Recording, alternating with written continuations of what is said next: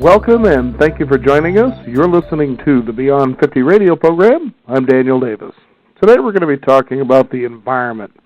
Specifically, what's going to happen is this climate change that everybody is predicting that's happening is going to probably displace a lot of us from where we are to another place that might serve us better. The question is, though, is where did this climate change come from? Is it something that occurs naturally, or is it something that perhaps we caused? Joining us here on the Beyond 50 radio program today is author of the book American Exodus. It's Climate Change and the Coming Fight for Survival. He's also author of Made to Break, Technology and Obsolescence in America, and The Big Disconnect, the story of technology and loneliness. I'd like to welcome to the Beyond 50 radio program our guest, Giles Slade. Giles, how are you today? I'm fine, thank you. That's great. Are you seeing a lot of oceans rise in the area that you're at? Well, I live in a very low-lying area outside of Vancouver, Canada, and it's predicted to rise 1.5 meters over the next 100 years. But I have this terrible feeling that it's going to happen much quicker and much deeper than that. And so we're going to sell up here and move to a little more mountainous spot on Vancouver Island. Well, it sounds like you're looking ahead to things. And, you know, it's interesting because even though you hear about this or you may read about this, you don't really sense or feel that people are really thinking ahead or, you know, doing much about it. It's almost like, well, it's not on my radar. It's not a disaster. You know, why think about it? There's a lot of stuff happening, especially over the past couple of years, but there are a lot of distractions as well. So Superstorm Sandy happens, displaces, 778,000 people, costs $80 billion, but then, 2 months later, it's business as usual again. So it's very hard to keep these things in focus, and I guess that's the advantage of my book. It sort of enumerates them and puts them all in front of you. Well, you certainly start off with a history of how we've been able to deal with particular things in the past, and a lot of times we're told, we look back at our past to be able to deal with our future while we're living in the present. And a great example that you give starting right off is the Dust Bowl of the 1930s. Yeah, I wanted to show that, human migration is a very common response to climate change, and that, it's not an unusual thing. It's happened in the very recent past, and it keeps happening. And, during the Dust Bowl, I guess 2.5 million people left the Great Plains for places like California. So it's not something unusual. It's something that happens every time there's some kind of extreme weather event. People left New Orleans, 500,000 people left New Orleans, 200,000 came back. After Superstorm Sandy, nearly 800,000 people left the greater New York area. It's something that keeps happening. It's a first response to climate change. Mm-hmm. Now, but you also began raising particular questions that deal, I guess, in humanity and ethics as well. When you were talking about in the book about the Dust Bowl of the 1930s, and I've actually seen an interesting documentary about why they believe that happened. It wasn't just a weather event, but it was also the way that we were cultivating or farming the land or over-farming it. So, stripping away topsoils, there was wind erosion, there was a whole slew of different things. But what was interesting was your reference to John Steinbeck and the migration of the Okies toward California.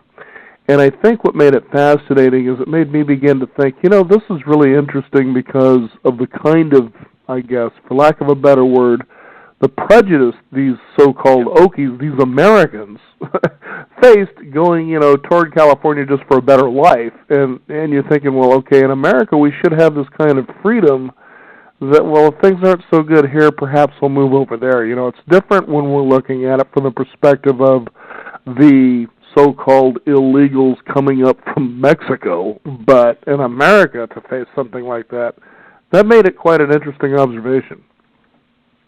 Yeah, the challenge, I guess, is economic. I mean, all these Okies, Dust Bowl refugees coming to California really broke the bank of California during the Depression, and people really resented the fact that they played.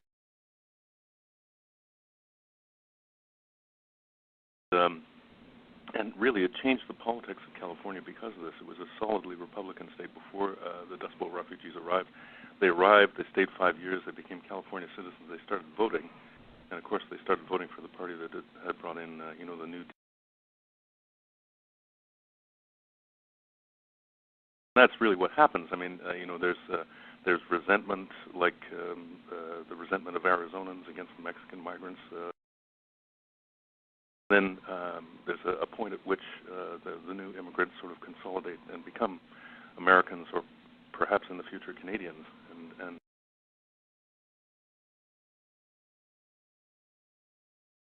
impact on the politics of the country. Mm-hmm. Well, there's a perfect example, too. So here we were talking about the Dust Bowl of the 1930s. They go and they kind of bust up California, but now California is facing the problem of water shortages now. Absolutely. Living in the Pacific Northwest, I remember there was a time where California was basically reaching up and saying, you're going to give us the water that you have so that way we can take care of our people down here. So now we have a state telling another state what they're going to do. So here is an American state facing the same problem that they were detesting back in that time. Yeah, and they had, I guess, the political might to do it, because the economy of California was so powerful. There were so many people there, and very often presidents came from California, so it was very easy to push smaller states around. But there's just not enough water for Southern California now, and there are too many people, and they're in the most serious drought in 2013 in their entire history, including the geologic record. So the drought that's been spreading across the Southwest since 2008 and has really destroyed agriculture in Texas. Now, ability and capacity, especially of Southern California. Mm-hmm. Now, I remember as I was reading the book, there was some years ago I attended an event in Portland, Oregon, which is put on annually, and it's the Martin Luther King Breakfast.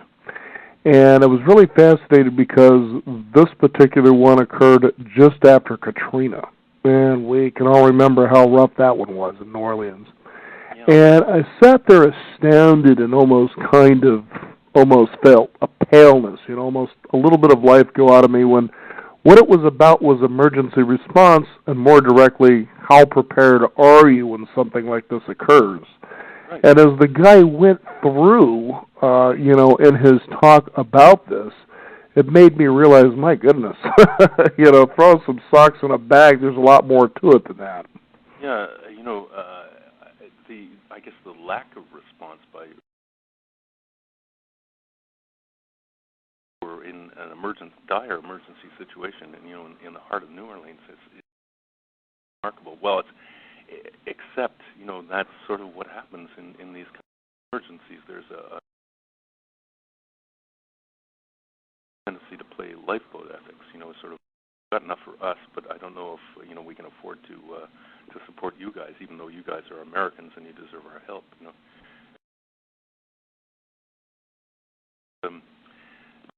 What's really alarming is when you look at the sort of demographics of who left the city and who stayed inside. The people who left the city were people who had access to cars, and so of course they were lower middle class. Car distribution in New Orleans, it's not really a driving city as many other cities are, and so the people who were left were largely poor black people in the heart of the city. And to tell that story, I found a guy. His name was Jabbar Gibson. He was 19 at the time, and what he did was he stole a school bus, loaded up all his friends and neighbors, and then drove it to Houston for the Astrodome. But when they got there, they were turned away at first because they weren't part of any sort of official evacuation. Eventually, they were accepted into it. But it took me a long time to find. I read about Jabbar in the local newspapers, and it took me a long time to find him. He was in a prison in Texas. Oh, no. Yeah. So here was a guy helping people be rescued, so to speak, and didn't turn out so good. Yeah, he's the first one to admit he's made some bad choices since then. But that night, he performed a really heroic action. Mm-hmm. Now, it's also fascinating. First of all, I would like to find out, how did you go about researching the book, and was your approach to this to take a look at how we may have been a cause of what's going on, or is it naturally related? What is it? Because I can tell it's more important that we see that there is a future that's imminent a lot faster than we once predicted that it would be. For instance, she gave an example that hurricanes, which, came around, especially class 5s, were probably once in a century. But due to the warming of, for instance, the surface of the Atlantic Ocean, that's why we're seeing more ferocity and more regularity with these class 5 hurricanes. But tell us, what your approach was to putting this book together. Well, it started from embarrassment. Like I wrote Made to Break, and which was about kind of technology, why things break and why things are sort of calculated to break and why we have to replace them. When iPad fails after 18 months and you have to buy a new iPad. And that got me an environmental award, and I didn't think it was an environmental book at all, but a lot of it was about electronic waste and how damaging that is. And so people started to ask me these really embarrassing environmental questions, and I started to think I better look into this, and the more I looked into it, the more I started thinking, what is the quality of life going to be like for my 3 kids? What's going to happen there? A lot of people talk about what's happening in Darfur or, Vanuatu, the Pacific Islands, but what's going to happen right here in North America when I'm gone? I'm 60 now. The more I looked, the more frightening it became. And so I started to look around. I'd been living in Los Angeles in the early 80s when there was just this huge influx of Mexicans, and I started to wonder if this might also be, have partly environmental causes. I know it has economic causes. I found that there were, environmental reasons as well, and I began to think that this is something that's been going on for quite a long time and might make a good book. And it makes for really fascinating reading as you go through different stages of the kind of, I guess, environmental catastrophes people, deal with. For instance, you take a look at urban heat waves. Now, I, for one, I've lived in big cities off and on, but I've never had to endure living in a large city, for instance, such as New York in 1978, when, you have these dreaded heat waves where, pretty much the guy says, let's open up the fire hydrants and give these people some relief, but you took it even further back to things that you wouldn't even think of, like, well, let's look at the turn of the century before cars were on the streets. And it got pretty ugly. Yeah, I guess when the horses were the common mode of transportation, there were thousands of horses dying during these heat waves, and because the streets weren't kept as clean as they are now, there's a lot of horse manure and horse urine in the streets, and the heat's just sort of rotting these things, and they're stinking, and so they had to open the sewers to sort of flush them out, and people would, it was so hot in the tenements, that people would sleep on the roof of the tenements, and then a lot of people just fell off. They called it the tar beach. They'd sleep on the tar beach, and then sometimes they'd roll over in their sleep and just go right off. It doesn't get too much fun, does it? It's dark, and so, during the Chicago heat wave recently, I think it was 2003 or so, there were a lot of people died, and finally, they admitted that this was a problem, and they started to, have cooling centers around the city, and after that, they sponsored green roofs and stuff like this. But this can become an incredible problem. There was a heat wave in Europe, in the early parts of this new century, and they don't know how many people died. It was like between 35,000 and 50,000 people, from like France to Russia, and so in the coming generation, I guess in the coming 20 years, these things are going to stretch out, become much more intense, much longer lasting, and they're really going to harm places like Chicago and New York, Boston, Philadelphia, just empty them out during the summer. I know one of the greatest examples that you actually provide to let people know about is the infant mortality rate tends to be the one that suffers the most in the greatest numbers because of a heat wave. Yeah, children and the elderly are the most vulnerable, and it's better now that we have refrigeration, but I guess what happens during a heat wave is that so many people are trying to rely on air conditioning that the electrical grid shuts down, and then there is no refrigeration. And it's interesting when you bring that up, because I remember in the book that you were talking about how there was this ice manufacturer making a whole lot of money supplying free ice to animals but nothing to people. Yeah. What's the thinking behind this? Until, of course, Teddy Roosevelt stepped in and said, "Okay, hold on a minute. We're going to, change the priorities here a little bit." Yeah, and that's where Roosevelt, I guess, really came to prominence. This heat wave, because he just sort of championed the people and made ice freely available to the residents in New York. I think he was commissioner of police at the time. I think that was it. New Yorkers were lucky to have him. Mm-hmm. So, based on your research, it's a combination of both human invention as well as, I guess, natural occurrences that are causing the kind of extremes that we're seeing? Well, I guess the International Panel on Climate Change now says that they're 95% certain. These are people who never play poker. So 95% certain that climate change is actually happening, and that it is man-made. Mm-hmm. Okay? So you can pretty much take that to the bank. But we've ramped up carbon emissions so that they're now over 400 parts per million, and this is having an effect of trapping a lot more heat in the world's meteorological system, and this is causing all kinds of weirdness, especially over the past couple of years. Superstorm Sandy in 2012. There was Hurricane Haiyan in the Philippines. They're both roughly the same size, about 1,200 miles across. Look at a satellite shot of them. You can see the storm, and then you can see the curvature of the Earth, above them.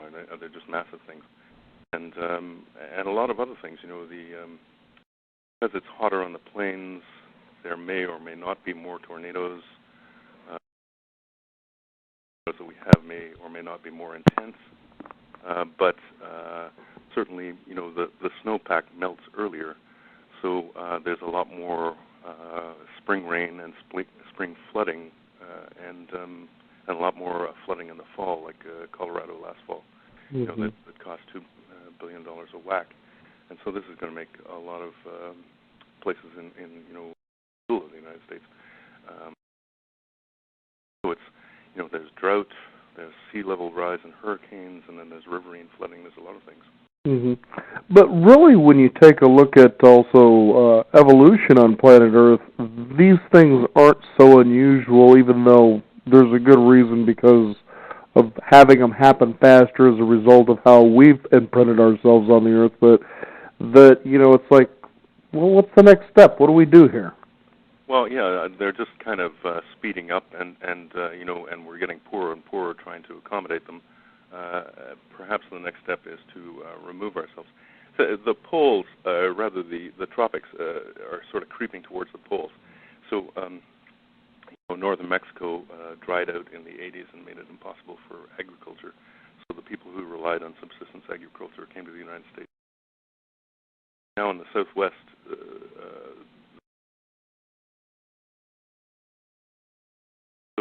there's a lot more heat that's creeping northward. Songbirds are, establishing their winter homes 200 to 300 miles north from the continental United States. All these other things like the heated sea surfaces that create hurricanes. My idea is that, there doesn't seem to be any political will to do about it. So maybe individual citizens can make themselves aware of the problem and start checking where the exits are. Mm-hmm. And here in the Northwest and in Canada, British Columbia, there's going to be 30 to 40% more water in the coming century, because the hot winds blowing across the Pacific suck up the water and then dump it on the mountains. So this is and water's going to be the new gold. This is pretty much a good place to come. Now, I know that you talk about that, especially, the shortages of water beginning in California, that they started implementing programs such as water recycling, but people didn't seem so keen about, what water recycling is. But there's also desalination as well. Talk about that a little bit. Desalination is great. I used to live in Saudi Arabia, and, of course, Saudi Arabia has very cheap gasoline, so they used gas pumps, gas compressors to desalinate the seawater, and Saudi relies on a lot of desalinated seawater. But for everyone else who's not an oil producer like Saudi Arabia, it's very expensive, and so using the water through these plastic membranes to get rid of the really quite expensive, and so it's not really cost effective yet. So you're stuck in a state that has the greatest concentration of population outside of the greater New York City area, and you've got decreasing water as the Colorado sort of dries up and as the snowpack sort of melts and isn't there anymore.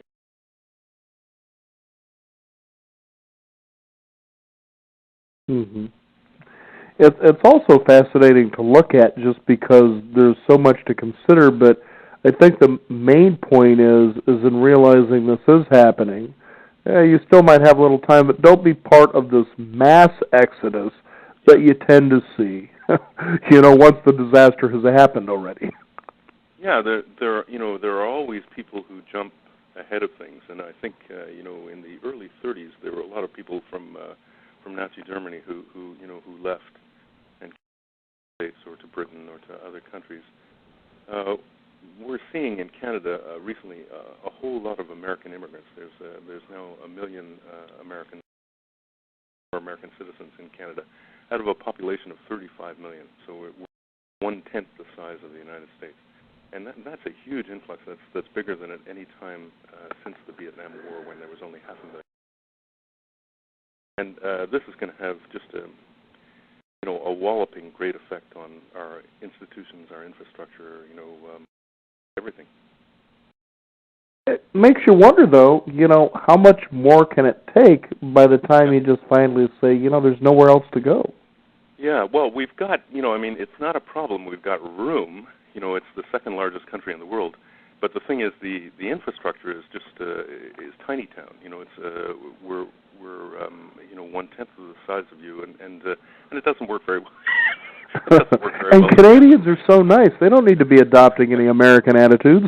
Yeah, well, I don't think I don't think you're going to find us all lined up at the border, sort of welcoming you.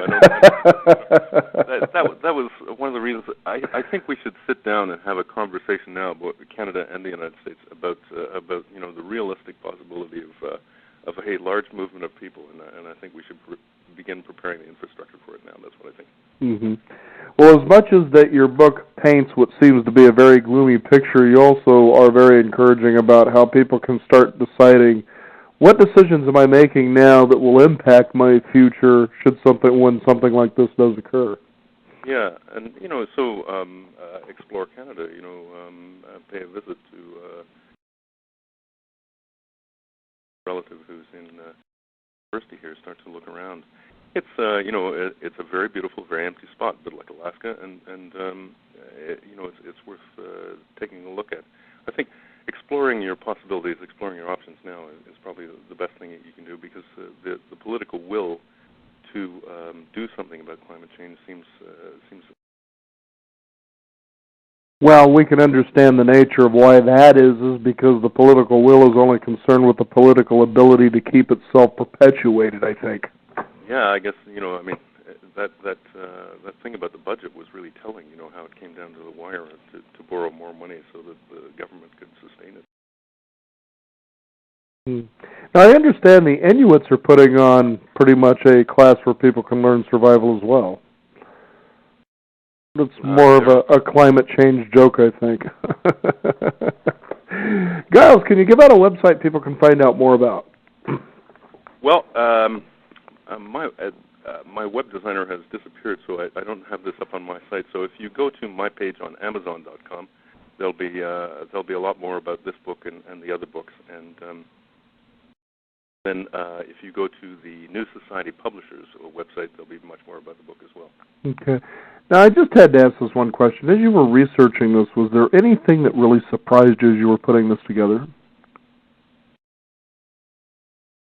It all surprised me. I guess I thought, before I started looking at this, I thought of climate change as something that happened far away and somewhere else. Yes. Yeah, somewhere else, and I wondered why it didn't happen in North America. And then And then I started realizing, all these strange weather events, all these extreme weather events are in fact climate change, and they're happening right now. There's a creature that you have in the southwestern United States, and I think there ought to be more of them, called the kangaroo rat that lives in the desert in Arizona. Merriam's kangaroo rat, and it stunned me to find out that this little rodent eats seeds on the desert floor and then changes them into moisture in its body, so it doesn't even need its own desalination plant. It's its own sort of little miracle, and I guess I was most stunned by that. Nothing like a kangaroo rat to open up our eyes to realize, geez, it's too bad we're not adapting as fast as these creatures. Right, exactly. The book is American Exodus. Our guest today, Giles Slade. Giles, thank you so much for joining us here on the Beyond 50 radio program. Thank you very much for having me. Thank you. We encourage you listeners out there, visit us at Beyond50Radio.com. Find out more about this as well. Thank you for tuning in. This is the Beyond 50 radio program. I'm Daniel Davis, and remember, live your day past halfway.